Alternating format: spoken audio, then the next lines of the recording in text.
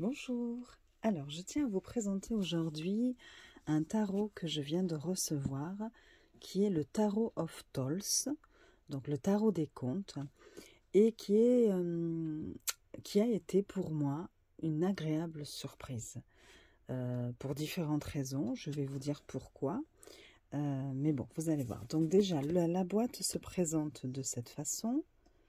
Donc c'est de Melinda Lee Holm.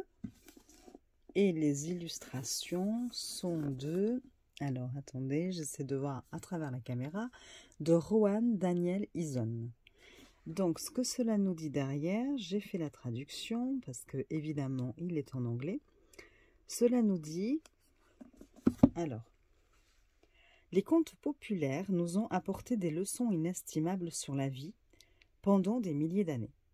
Avec Tarot of Tolls, la lectrice de tarot et auteure chevronnée Melinda Lee Holm et l'illustrateur Rowan Daniel Eason vous invitent dans leur monde magique d'art et de prose, où vos lectures deviennent des contes de fées personnalisés racontés par les cartes. Voilà ce que nous dit le dos de la boîte déjà. Donc c'est une très grosse boîte quand même, hein. Donc voilà, parce que vous allez voir, vous avez après une autre boîte dans laquelle il y aura les cartes. Donc hop, je mets ça comme ceci. Donc la boîte, regardez déjà, c'est vraiment très très joli, hein. Une très belle illustration. Je vous montre un petit peu le tout, hein. Voilà le derrière, sur les côtés aussi. Voilà. Voilà. Quand vous ouvrez la boîte, vous avez ceci. Voilà. Donc une boîte de qualité. Nous allons, hop, j'essaie de mettre ça sur le côté, de me faire un peu de place. Voilà. Ensuite, vous avez une autre petite boîte à l'intérieur dans laquelle il y a les cartes. Bon, là, je les ai enlevées pour la présentation, hein. Un ruban, toujours pareil, avec l'intérieur qui est comme ceci. Voilà. Voilà. Et vous avez un très joli livre. Donc ça déjà, c'était une très très belle surprise. C'est un livre en dur, couverture donc rigide, tout en couleur, qui se présente de cette façon. Hop là. Voilà. La représentation de quelques cartes. Le sommaire. Une introduction. On vous explique un petit peu ce qu'est le langage du tarot. Votre histoire. Écrire la fin. Les bases. Vous préparez pour la lecture. Comment poser un petit peu les questions. La lecture à travers les lignes. Des tirages qui sont très très bien expliqués. Et vous allez voir, ils sont... le livre, les interprétations des cartes sont faites de telle façon à pouvoir justement utiliser ces tirages-là. Voilà. C'est-à-dire que là, vous avez par exemple un tirage à 3 cartes avec passé, présent, futur. Là, vous avez un tirage en croix avec dans le passé, au présent. Vous avez au-dessus. Vous avez ensuite plus profondément ou en profondeur et à l'horizon, donc le futur. Et en fait, vous allez voir pourquoi je vous dis ça. On passe donc là aux arcanes majeures. Donc vous avez une illustration, quelques lignes au sujet des arcanes majeures. Vous avez la carte pleine page à gauche. Donc voilà, tout en couleur. Et donc là, par exemple, pour le fou, vous allez avoir quelques mots-clés ou phrases clés. Et vous avez 5 interprétations en fonction de la position de votre carte. Par rapport notamment au tirage en croix ou au tirage 3 cartes. Donc, vous avez dans le passé, et en fait, les interprétations sont romancées, entre guillemets, hein, mais elles sont faites, comment vous dire, interprétées de façon littéraire. Donc c'est vraiment très intéressant, original, différent de ce que l'on peut trouver dans les autres bouquins sur le tarot. Donc là, vous allez avoir dans le passé, je vous lirai quelques cartes de toute façon à la fin, au présent, dans l'avenir, à l'horizon. Là, vous avez au-dessus, 2, et en profondeur. Donc par exemple, si vous faites le tirage 3 cartes, vous allez lire la partie qui sera dans le passé pour la première carte, la partie sur le présent dans la deuxième, pour la deuxième carte, et la partie sur le futur pour la troisième carte. Et si vous faites le tirage en croix, vous allez lire pour la première le passé, la partie sur le passé, pour la deuxième la partie sur le présent, pour la troisième au-dessus, ce qui est au-dessus, ce qui est en profondeur pour la quatrième, et pour la cinquième, le futur à l'horizon.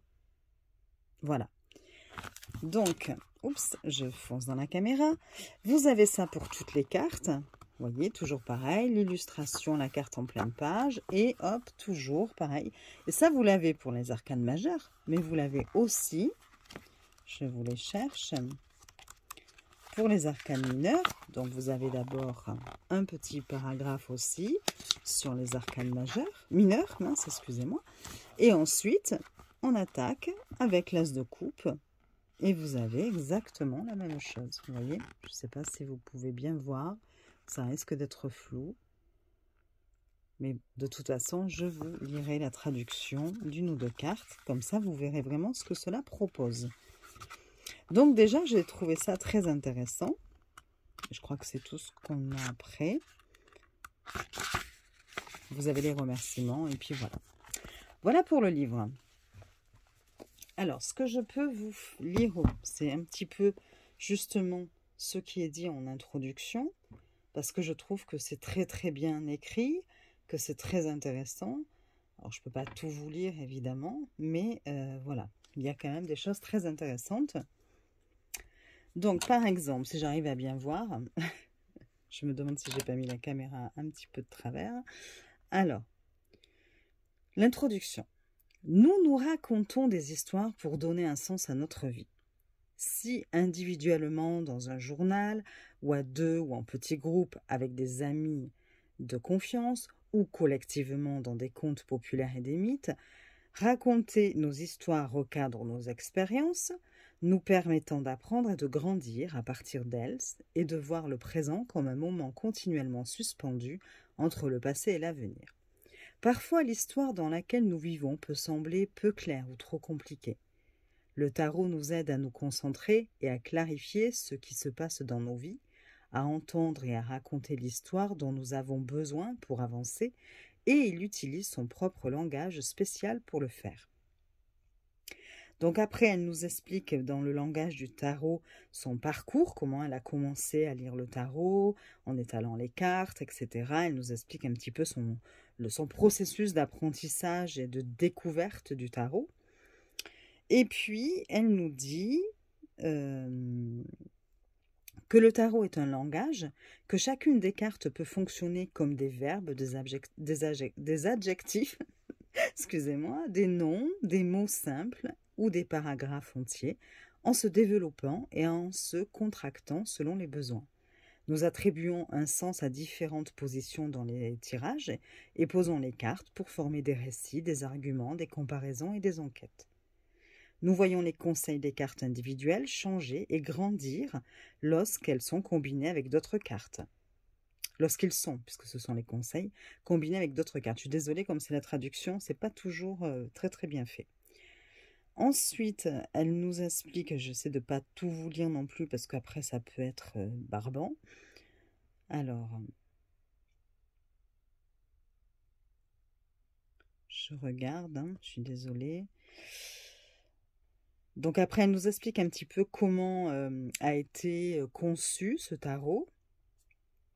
Elle nous dit que pour chaque carte, On va trouver un bref aperçu de la carte et puis 5 interprétations ou significations possibles de la carte lorsque, sous forme narrative, des parties de notre histoire attendent d'être ancrées ensemble.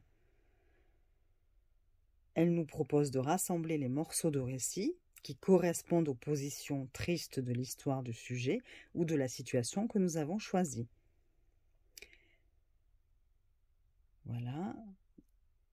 Elle nous dit qu'on est le personnage principal de notre propre histoire, qu'il y a d'autres personnages qui vont jouer évidemment un rôle dans l'histoire, des personnages d'arrière-plan, des personnages parfois négatifs ou agressifs, enfin bon voilà, pas toujours très positifs, hein, que tous ces personnages ont leur propre histoire et que du coup on peut arriver à analyser les motivations, les intentions, les interactions avec le personnage principal, donc nous ou le consultant en l'occurrence.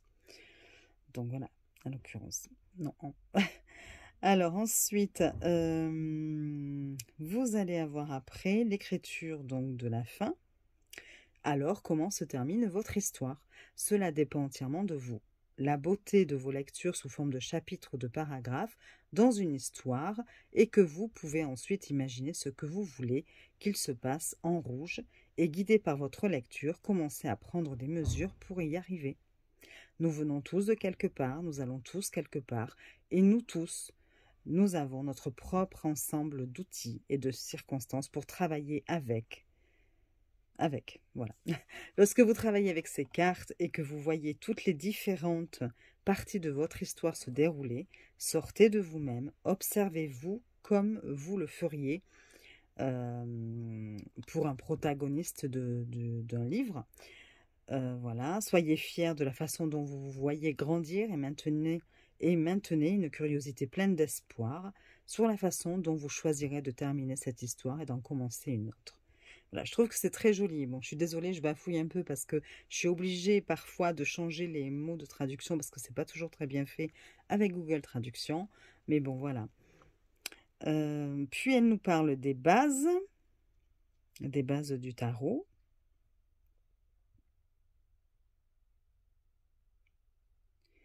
Elle nous explique notamment que lorsqu'on va lire les histoires dans les pages de ce livre, que parfois il y aura des endroits ou des enchaînements qui sembleront un peu étranges ou comme si l'histoire sautait d'un cadre à un autre.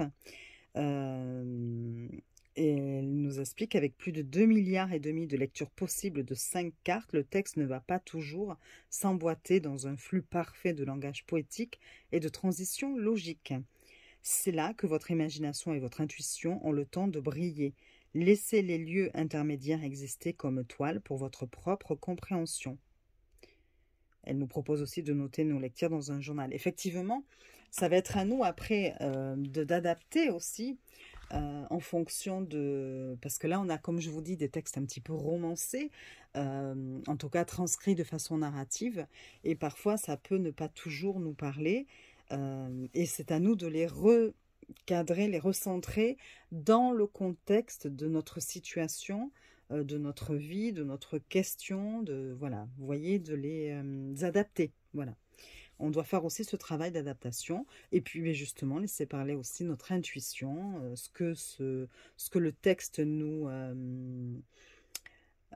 inspire, voilà, bon. Donc je trouve vraiment le concept intéressant. J'aime bien les choses un petit peu différentes comme ça. Je trouve ça toujours passionnant de découvrir des façons différentes d'aborder le tarot. Même si effectivement on a beaucoup de choses maintenant en tant que bouquin, en tant que carte. Mais bon voilà, justement, quand on a un petit concept comme ça, un petit peu différent, je trouve ça encore plus enrichissant. Donc, les cartes, le dos se présente comme ceci. Je le trouve très joli aussi. Vous avez en plus une couleur un petit peu sépia, une couleur comme jaunie. Voilà. Donc, et puis, bon, après, des jolies couleurs roses, vertes et bleues. Voilà. La qualité de la carte est top, hein, il n'y a pas de problème. La taille par rapport à une carte classique de tarot, donc voilà, ce sont des grandes cartes hein, quand même. Vous voyez la largeur, la différence par rapport à un tarot classique et la hauteur, voilà. Le seul petit bémol par rapport à ces cartes, c'est qu'elles ne glissent pas bien. Voilà, elles sont un peu mates, ouais, je dirais qu'elles sont plutôt mates. Et du coup, vous voyez, pour les étaler, voilà, ça fait des paquets. Et c'est un petit peu dommage. Alors peut-être qu'avec le temps et l'usure, à force de les utiliser, elles glisseront peut-être un peu plus. Moi, je trouve ça dommage. Parce que c'est vrai que je suis la première à dire que des illustrations, de belles illustrations, sont beaucoup plus mises en valeur dans une version mate. C'est vrai. Mais pour moi, un tarot, il doit pouvoir être utile et être utilisé, comment vous dire, de façon fluide. Et je trouve ça dommage quand ça coince comme ça, vous voyez là, voilà, on a du mal à séparer les cartes les unes des autres, parce que je trouve que ça fausse les tirages, voilà. C'est vrai que par moment, ben voilà, vous étalez, donc déjà ça s'étale mal, donc voilà. Et puis si vous voulez prendre une carte au-dessous, alors là, je vous dis pas, vous avez un peu de mal. Parfois, du coup, on en chope deux, donc on se dit, ah ben tiens, laquelle je prends. Et donc du coup, pour moi, voilà, c'est un peu dommage, je trouve, parce que parfois, ben, on va prendre une carte qui va être plus facile d'accès, parce qu'on se dira, ben mince, l'autre dessous, je vais pas arriver à l'attraper, ou des choses comme ça. Et donc après, on peut se demander, on peut douter de la fiabilité du coup de notre tirage. Voilà. Bien que moi, souvent, je ne les étale pas et je les prends comme ceci. Donc là, ce sera déjà un peu plus simple de cette façon-là. Vous voyez, chacun après fait comme il l'entend, évidemment. Et puis comme je vous dis, je pense quand même là, elles sont neuves, qu'elles vont après être un peu plus avec l'usure. Puis de toute façon, je rêve d'user ce jeu parce que je pense qu'il sera encore plus beau quand il sera un peu vieilli et qu'il témoignera justement d'une histoire, voilà, d'une histoire avec les personnes qui utiliseront ces cartes pour avoir des réponses. Voilà. Alors, j'arrête le blablabla et je vous montre les cartes. Alors, vous allez avoir beaucoup d'animaux. Là aussi, c'est vrai que jusque-là, j'ai quelques jeux sur les animaux, mais ce n'est pas forcément ce que je préfère, parce que j'ai un peu de mal à m'identifier à un animal. Je ne sais pas pourquoi, mais bon, voilà. Non pas que je me sente supérieure, bien au contraire, parce que voilà, moi j'adore les animaux et j'aurais tendance même à les mettre au-dessus de l'être humain, voilà, de l'homme. Mais bon, ceci voilà, est un avis personnel.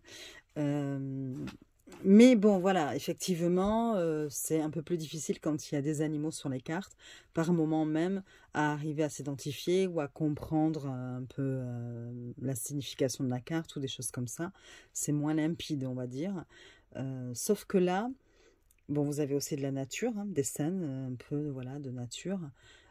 Sauf que là, ça suit quand même le Rider-Waite-Smith, pour beaucoup d'entre elles en tout cas.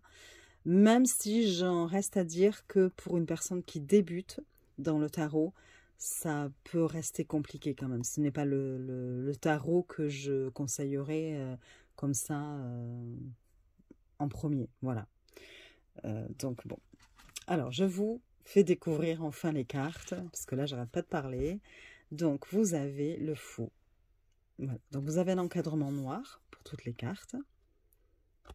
Le titre avec le chiffre, le numéro de la carte. Et donc voilà, nous avons ici le fou, le magicien.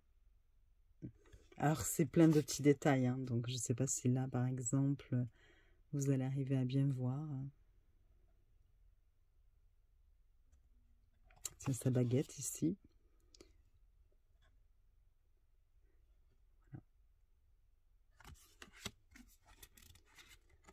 la grande prêtresse, qui a un petit côté ermite ici, je trouve.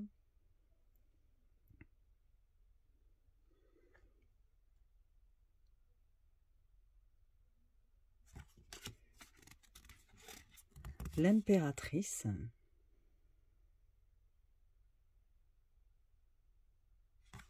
Alors malgré le fait que ce soit des animaux qui soient représentés ici, je trouve qu'on n'a pas quand même le côté enfantin, parce que les illustrations restent quand même bien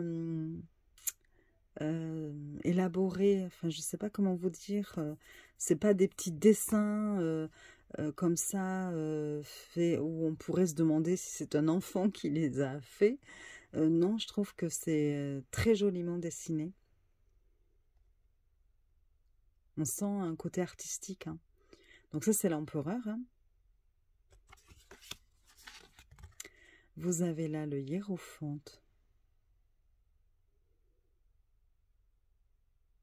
J'espère que vous voyez bien. Les amoureux. Donc là, c'est un peu une histoire d'amour entre un frelon, un bourdon et la fleur, hein.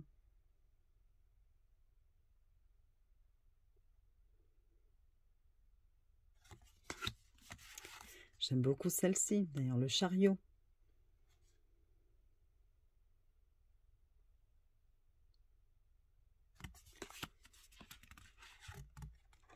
La force. Bon, là, c'est la force tranquille, hein. Je la trouve géniale, cette carte. Vous voyez? C'est un lion studieux que nous avons là. L'ermite. Avec tous les livres par terre. J'essaie de l'approcher au maximum pour que vous puissiez bien voir, mais je ne sais même pas si ça vous donne pas un effet flou. La roue de fortune.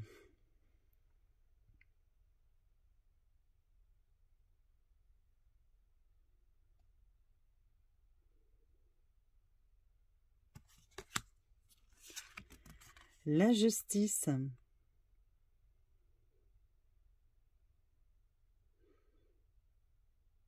On a bien la notion d'équilibre ici.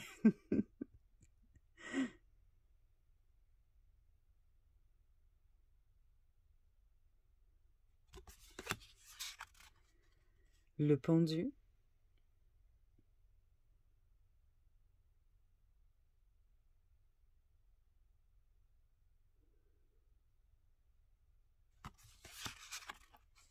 La mort.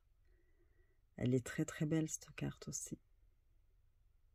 J'aime beaucoup. Je me rapproche un peu. Voilà. La tempérance. Avec cette belle licorne. Il y a le reflet, son reflet dans l'eau.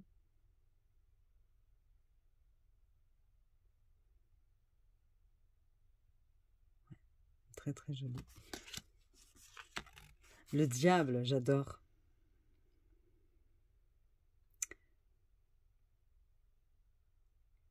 Il y a vraiment de très très chouettes illustrations.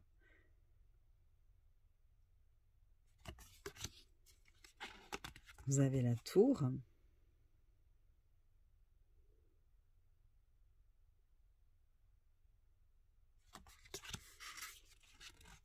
L'étoile.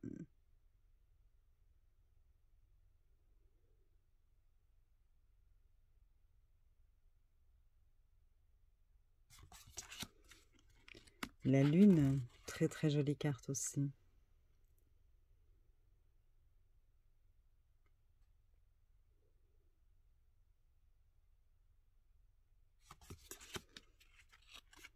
Le soleil.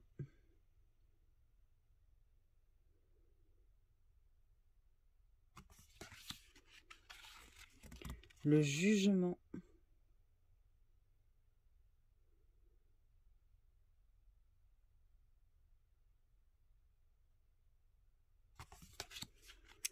et le monde.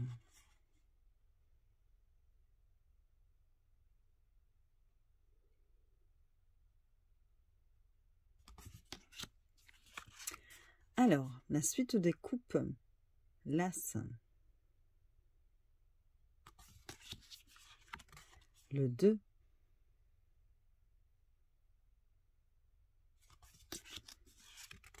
le 3 de coupe. Ils sont en train de boire le thé, je crois, sur le dos d'une tortue.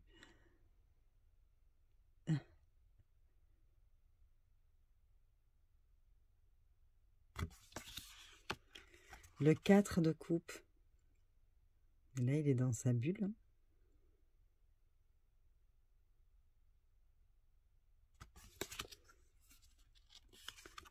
Le 5 de coupe.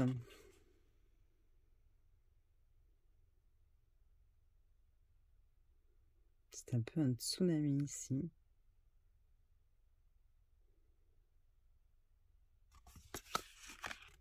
Le 6 de coupe.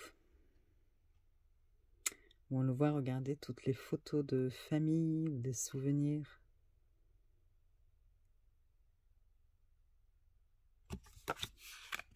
Le 7 de coupe.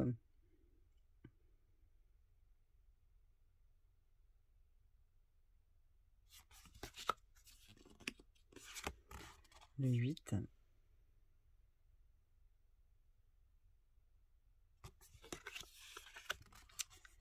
Le 9. Même les couleurs sont très jolies, je trouve. Et je pense que ça sera encore plus beau lorsque les cartes se seront un petit peu là usées, vous voyez, sur les côtés. Oui, franchement, je ne regrette pas mon achat. Le 10 de coupe.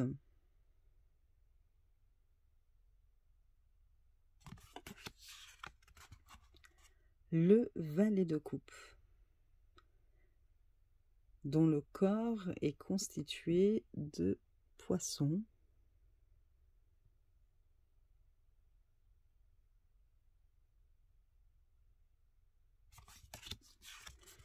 Le valet de coupe.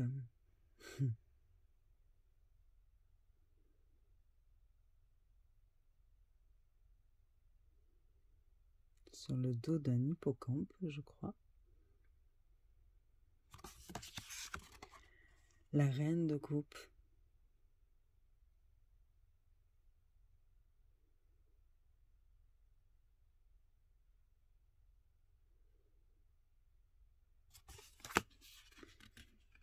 Je m'attrape plusieurs. Le roi de coupe.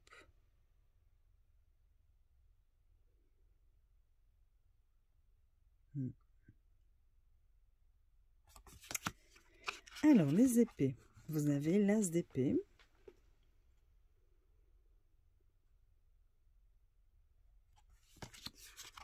Le 2 d'épée, j'adore. Avec ces deux portes là. Et cet oiseau qui est face à un dilemme. Très joli. Le 3 d'épée.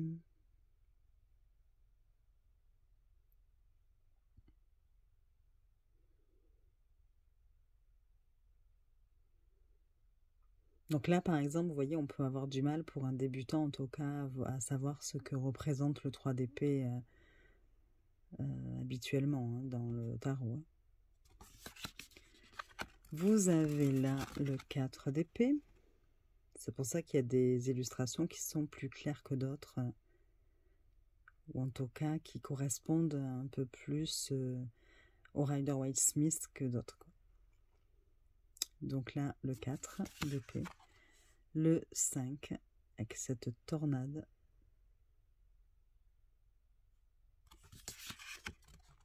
Le 6 d'épée.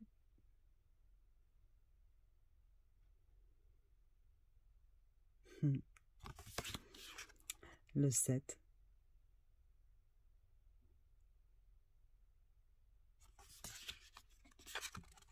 Le 8.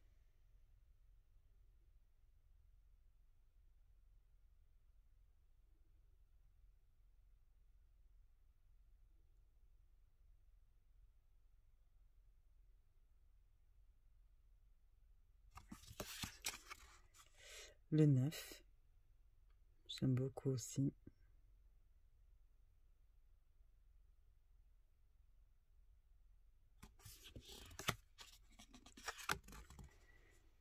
Le 10 d'épée.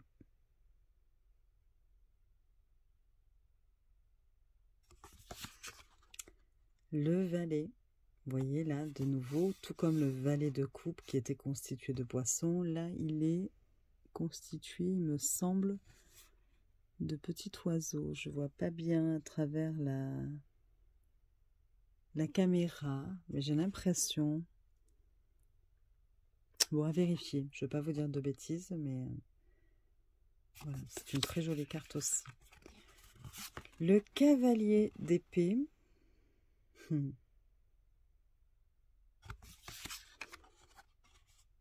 La reine d'épée.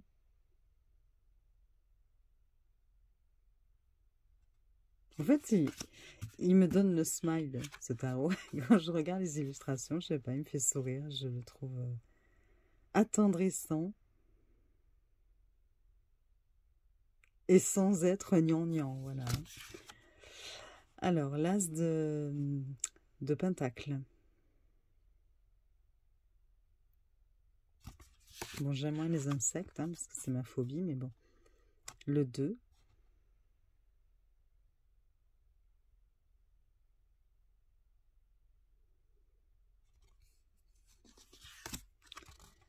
Le 3.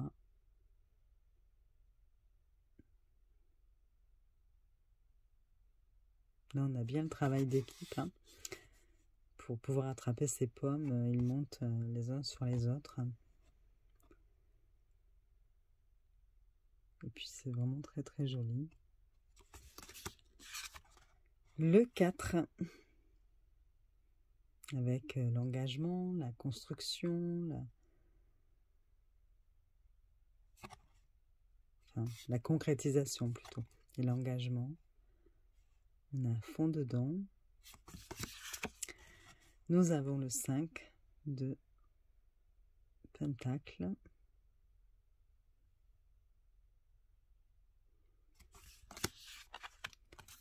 Le 6.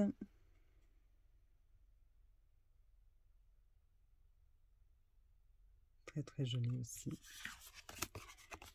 Le 7.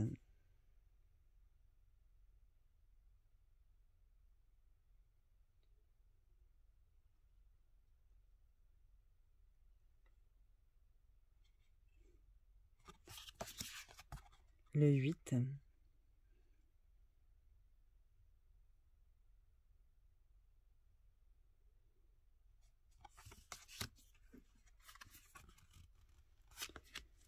Le 9.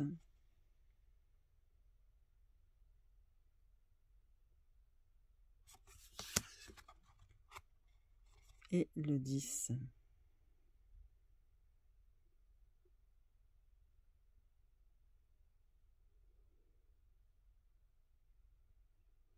J'ai l'impression qu'ils sont attablés devant des assiettes d'insectes. Oui. Oui, c'est réellement ça en fait. Wow, j'ai l'impression que c'est flou si je m'approche, mais bon.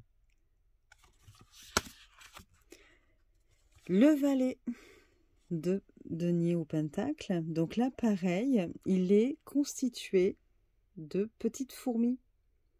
Alors, est-ce que si je m'approche, est-ce que mon téléphone va faire le focus? C'est pénible, hein, je vous jure. Non, il ne veut pas, visiblement. Je suis peut-être trop près. Bon, c'est dommage.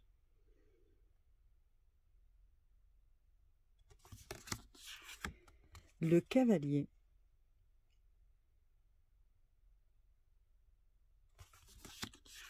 La reine, qui est toute choupinette. Elle a vraiment quelque chose de très doux qui se dégage d'elle. Même dans sa façon de tenir ce denier. Comme si elle allait croquer dedans. Et le roi.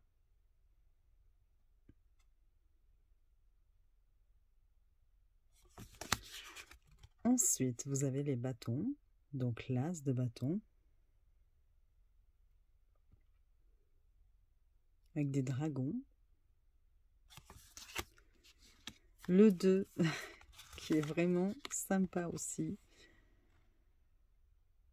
Ce dragon qui se retrouve à un carrefour.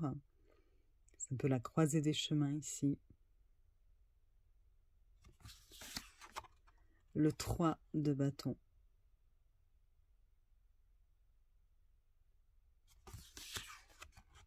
Le 4.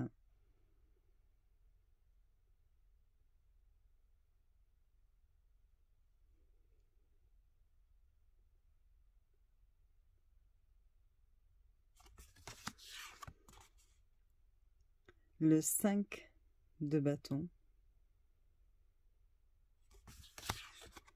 Le 6 de bâton. Le 7.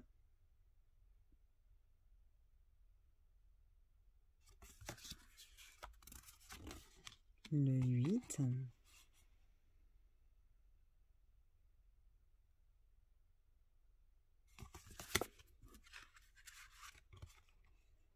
Le 9.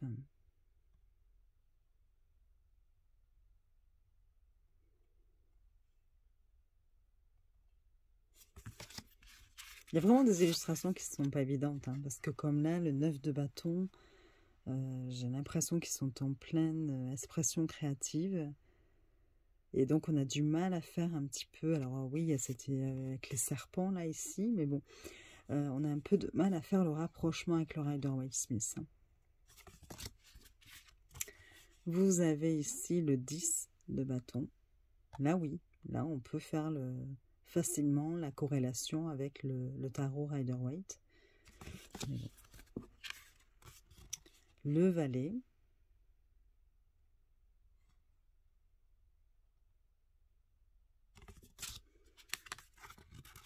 Le cavalier.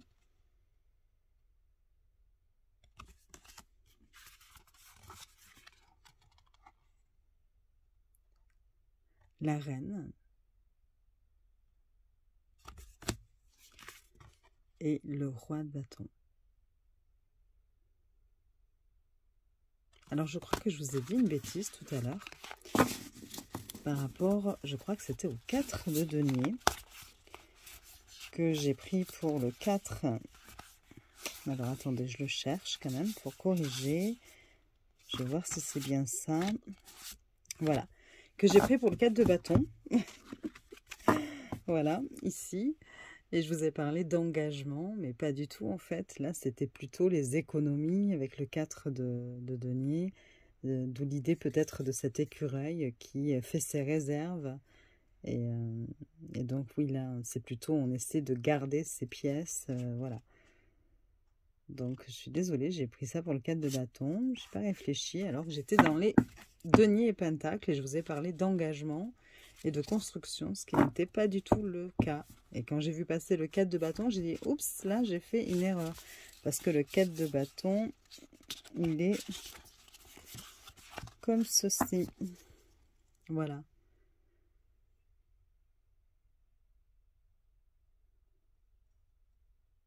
Bon. Voilà pour les cartes. Donc je ne sais pas ce que vous en pensez. Vous pouvez me le dire en commentaire si ça vous dit. Mais j'aime beaucoup, enfin, personnellement, voilà, je trouve que c'est original. Et puis le livre est tellement bien fait. Alors, je vais vous lire quelques interprétations du livre. Si jamais ça ne vous intéresse pas, vous pouvez toujours du coup arrêter la vidéo maintenant. Mais je sais que certains aiment bien quand même voir un petit peu ce que les livres proposent en tant qu'interprétation. Alors, qu'est-ce qu'on pourrait lire? Par exemple, j'ai envie de vous lire Le Monde parce que j'étais très étonnée de voir le monde représenté de cette façon-là, pour ma part. J'avais un peu de mal à voir ce que ça pouvait vouloir dire. Donc voilà, je vous remontre bien la carte et je vous lis ce que dit le bouquin. Alors, excusez-moi si la traduction n'est pas tip-top, hein. Alors, le monde, fin d'une ère, nouveau départ, un moment de portail, le temps entre les deux, contraction, franchissement d'une ligne dans le sable, la phase suivante, mise à niveau. Donc ça, c'était les mots-clés. Si, par exemple, cette carte se trouvait dans la position du passé.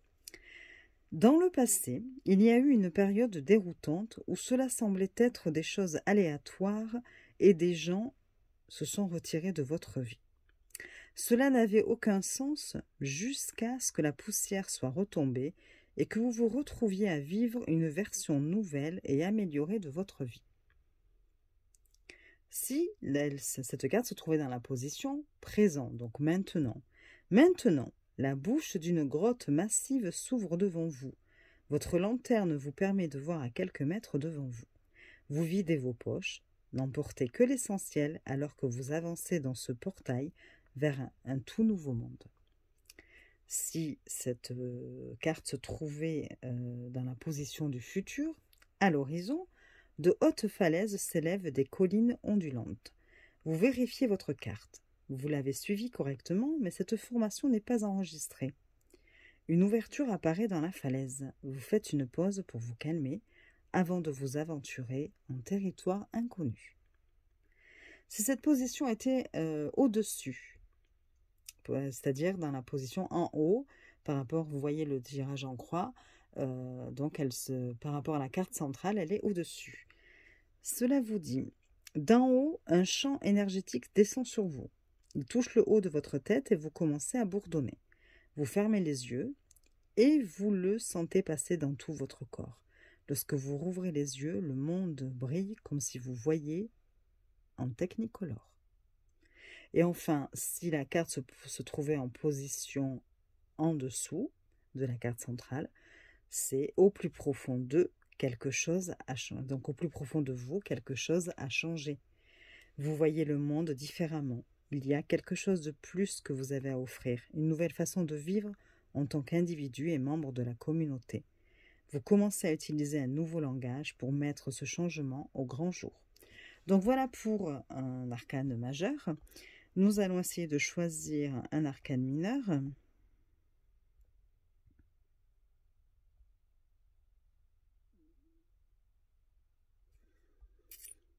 Alors, qu'est-ce que je pourrais bien vous choisir?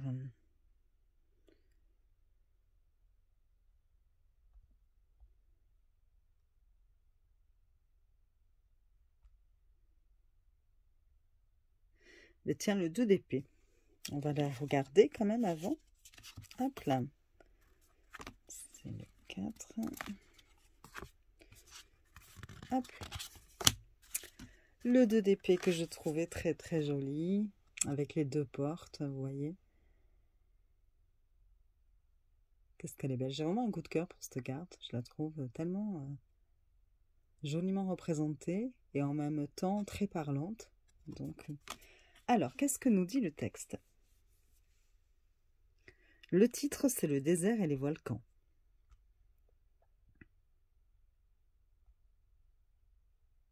Je suis bien dans le 2 d'épée. Non, je suis dans le 2 des bâtons. Je cherchais le volcan, là. Je me disais, mais où est le rapport? Il y a un volcan. Et je me suis dit, non, non, il y a une autre carte qui représente justement un volcan. Donc, c'est le 2 de bâton. Et tant pis pour le 2 d'épée, je ne l'ai pas traduite, cette carte-là, encore. Donc, voilà, nous allons regarder le 2 de bâton, que j'aime beaucoup aussi. Avec cette histoire de carrefour, de croiser des chemins. Donc, on va bien voir ce que cela peut nous dire. Donc, le 2, c'est le désert et les volcans. Là, déjà, ça nous parle un peu plus. Alors, les mots-clés: ouverture d'options, changement de direction, choix d'une voie, écoute de son intuition, laisser évoluer un processus, fusion des pouvoirs créatifs. Si c'est en position du passé. Dans le passé, vous étiez assis à un carrefour, attendant que quelqu'un vienne vous dire où les routes mènent et quel chemin prendre. Vous êtes resté assis pendant des heures, mais personne n'est venu. Quand il a commencé à faire noir, vous vous êtes levé et vous avez simplement marché sur le chemin auquel vous faisiez face. Ça, c'est le passé. Maintenant, dans la position du présent. Maintenant, vous vous tenez au centre d'une bifurcation de la route, étudiant votre carte. Cette intersection n'est pas notée. Vous pliez la carte et la rangez. Ne voyant aucune raison d'éviter l'une ou l'autre direction, vous suivez votre premier pas sur un chemin inexploré. Si c'est dans la position du futur, à l'horizon, des rochers massifs s'entassent devant de hautes falaises rouges. Vous ne pouvez pas voir autour d'eux ou voyager à travers eux. Plus loin, le chemin se divise et vous devrez choisir de faire le tour par la gauche ou la droite sans savoir où mène l'une ou l'autre. Au-dessus, si la carte était au-dessus, d'en haut, le battement d'ailes coriaces illumine votre excitation. Un dragon est proche. Vous scrutez le ciel mais ne voyez rien. Le son se répète apparemment dans deux directions différentes. Sans avoir le temps de réfléchir, vous courez vers l'un d'eux pour essayer d'apercevoir la bête que vous sentez. Voilà, pour essayer d'apercevoir la bête que vous ressentez ou sentez, voilà. Alors ensuite, au plus profond d'eux, donc en position en dessous, vous auriez, au plus profond d'eux, il y a une traction. Au plus profond de vous, une traction. On ne sait pas encore vers quoi vous vous dirigez ou ce vers quoi vous vous éloignez, mais vous savez qu'une opportunité de changement se présente bientôt. Vous considérez vos priorités maintenant, sachant que lorsque le moment de la décision viendra, vous devrez faire confiance à votre instinct. Voilà. Je trouve très très intéressant les textes. Hein. Ensuite, est-ce que j'ai une autre carte qui pourrait être intéressante pour vous? Allez. Pourquoi pas le pendu? C'est la dernière, hein, parce qu'après, vous allez trouver ça un peu long.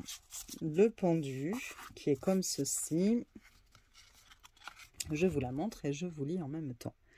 Alors, le pendu, les mots-clés, donc c'est des perspectives, le chemin le moins parcouru, embrassant l'inspiration peu commune, l'élévation de l'inhabituel, la prise de décision, enfin, comment vous dire, la prise de recul plutôt, pour voir les choses autrement, voilà. Alors, dans le passé, vous avez arraché une pierre lors d'une promenade dans la forêt et vous êtes tombé au sol. Je dirais plutôt du coup que vous avez trébuché sur une pierre lors d'une promenade dans la forêt et que vous êtes tombé sur le sol, c'est mal traduit.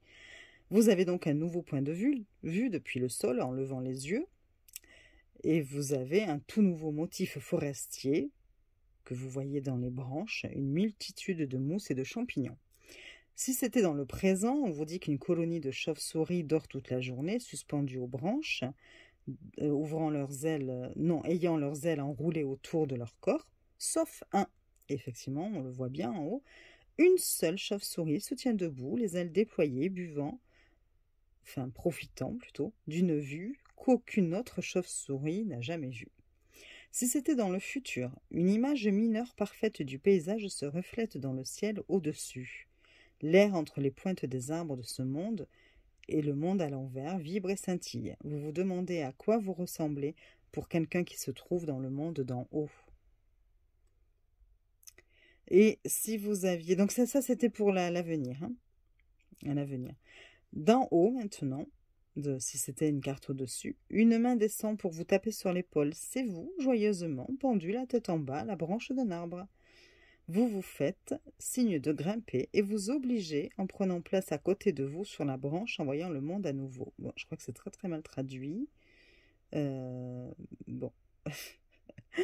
Et au plus profond d'eux, donc en c'est en dessous, on vous dit que votre estomac vous cogne. Vous devez être aussi immobile que possible pour l'arrêter. Mais l'étourdissement ne fait qu'empirer les choses. Au fur et à mesure que vous vous déplacez, vous constatez que les 7, je ne sais pas ce qu'ils ont voulu dire, ne chantent que lorsque vous êtes dans une position dans laquelle vous n'avez jamais été. Vous avez besoin de l'inconnu. Voilà. En gros, voilà un petit peu ce que ça propose. Je suis désolée pour la traduction laborieuse. J'ai utilisé pourtant l'application. J'aurais dû relire un peu avant. Mais bon, voilà. J'espère que ça vous a quand même permis de voir un petit peu ce qui était proposé dans ce joli coffret. vous pouvez me dire en commentaire ce que vous pensez de ce jeu. Mettre un petit like si la présentation vous a plu. Vous abonner, ça me ferait plaisir. Et puis je vous dis à très vite et je vous fais des bisous.